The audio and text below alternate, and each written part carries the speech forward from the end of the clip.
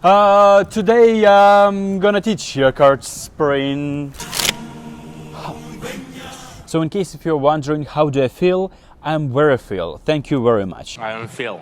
I am very Phil. And in today's video I'm going to share with you 5 variations on how you can do a card spring. This next test is very dangerous. To help you remain tranquil in the face of almost certain death, smooth jazz will be deployed in 3, 2, 1.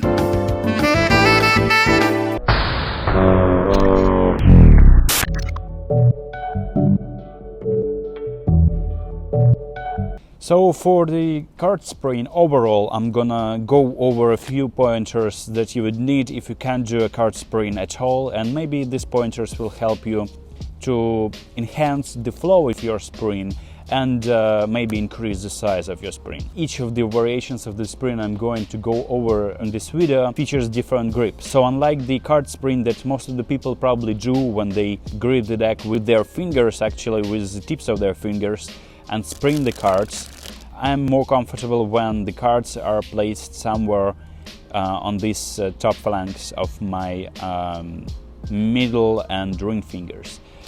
But most important part about card spring is that you're springing the cards off your thumb. So basically it's not like the action is random, the cards are springing from your tips of your fingers here and then springing for your thumb. Regardless of your grip, the cards spring off your thumb first and then spring off your middle finger and ring fingers. So you can clearly see that the card is springing first from my thumb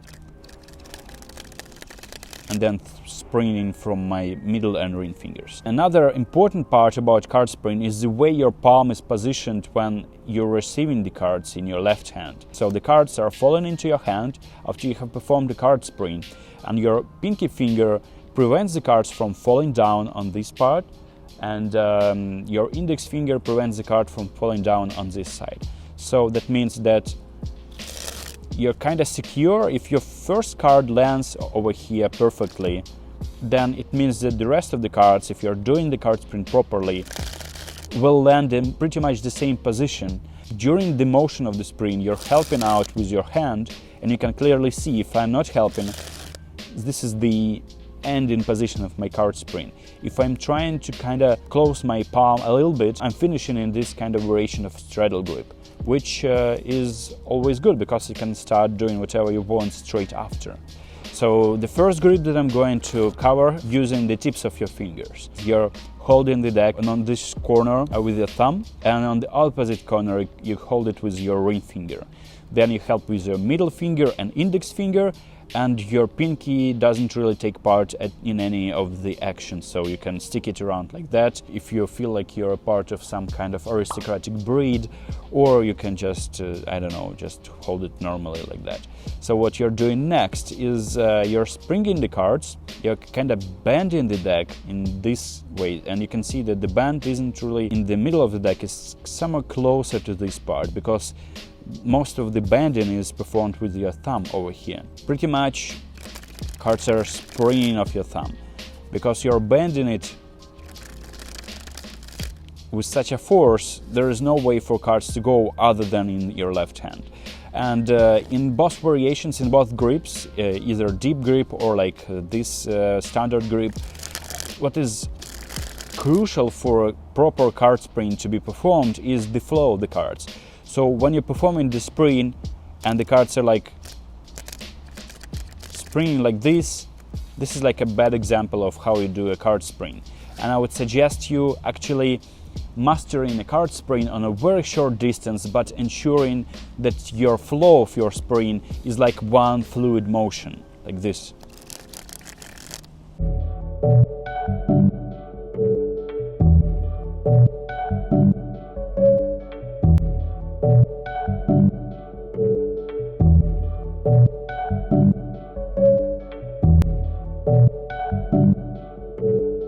When you're learning the spring, when you have these fingers positioned properly, when you're bending the cards like this with the thumb, this is what you have to master first before actually trying and doing some crazy sonic springs like Andrei Jikh does.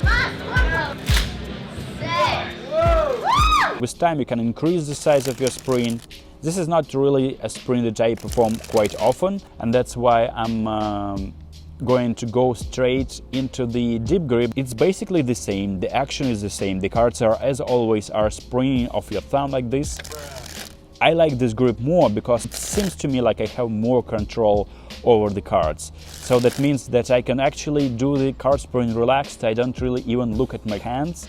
I don't really pay attention to that, so it's like a fidget move or like whatever. I'm just playing around with cards and unconsciously I'm doing a card spring. So it's like not a big deal of a move for me at this point. So for the deep grip, it's obviously held in like closer to the base of your palm. You're just kind of gripping this corner with your ring finger and middle fingers. So you're not necessarily placing anything on the corner itself. It's like sticking over here. And what happens is you're springing the cards off your thumb and the cards are springing to your left hand. So this is a grip that I'm using for different kind of springs, but most often I'm doing this for thin spring, which I'm going to cover a little bit later.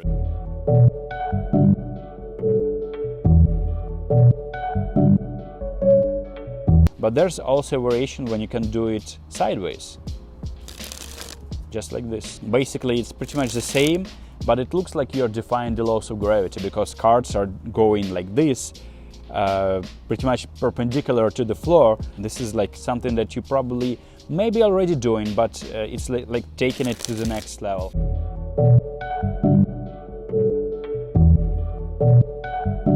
And then, of course, if you're really confident about your card spring, you can do an upside down spring. Which is a really neat variation, and this is how it looks like. I think how you do this properly, you just rotate your hand as if you were starting a spring, sideways spring. Just in the motion of performing the sideways spring, you just rotate your hands, your palm up like this, and continue this. The entire flow of the spring should be the same. So what happens is you just twist your wrist like that, and your hand is like helping to guide the rest of the cards, and this is how the upside down spring works. It will never work when you just can't really half-ass it, because you have to perform it properly from upside down. It's a move that I would suggest you practicing when you have something underneath, when you don't have to gather your cards every now and then. But it's like a knacky move, and it will take you some time to master. I'm pretty sure that there are a lot of people who can do this better than me, but I think that I have grasped the physics of this move, and I can share a tip or two.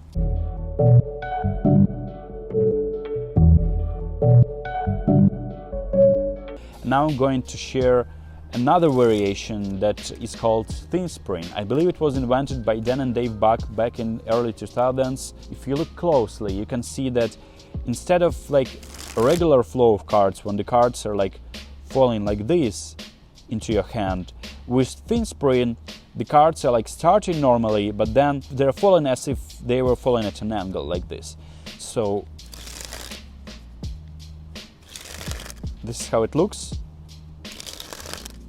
And this is the spring that I'm pretty much performing right now all the time. I don't really do any other spring because this is so satisfying to perform. So the secret behind this thin spring is, like I explained you with the deep grip, you're holding the deck like that, but then you're helping with your ring finger to create this kind of diagonal flow of playing cards to your left hand.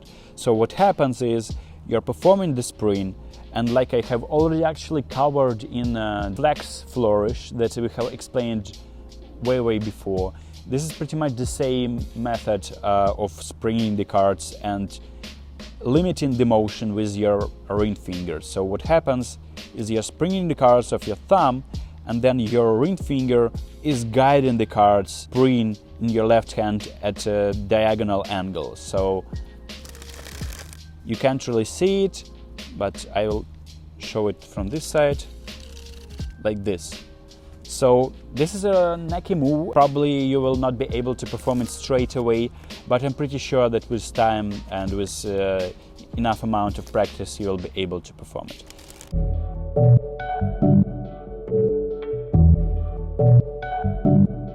So now onto the final and sonic spring.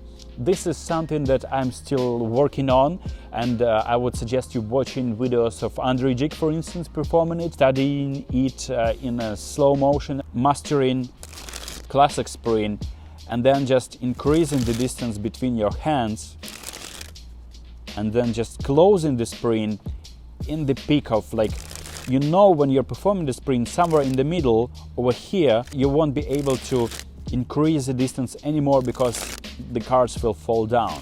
So what you do is you help with your left hand, and you just kind of do this when the cards are going to fall, but you still gather the cards with your left hand and close the cards in this point together. So it's not like this, it's not like from point A to point B, it's like A, B, and then A again. So what happens, it will allow you to kind of increase the size of the card spring, and it would look something like this. So with some decent amount of practice, you'll be able to do this on a solid distance, but you need to keep in mind that when you're performing this, if you're really too harsh on your cards, the cards will be easily ripped. It took Andrei only 2 tries, and he ruined the deck of Telehost. Oh, wait, it's starting to happen though right here. See it? Starting to happen. So that's pretty much it. I hope you guys enjoyed this video, and if you did, make sure to watch another one over here.